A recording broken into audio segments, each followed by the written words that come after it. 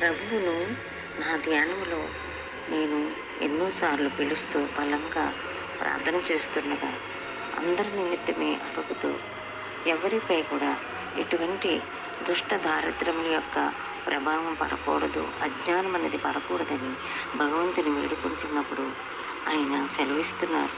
కీర్తన గ్రంథం 29లో నీ యథార్థతను బట్టి నీవు సితారాతో యెహోవాను స్తుతించుము, 10 తంతుల స్వరమండలముతో ఆయన్ని కీర్తించుడి, ఆయనను గూర్చి నూతన కీర్తన పాడుడి, ఉత్సాహ ధ్వనితో ఇంపుగా వాయించుడి.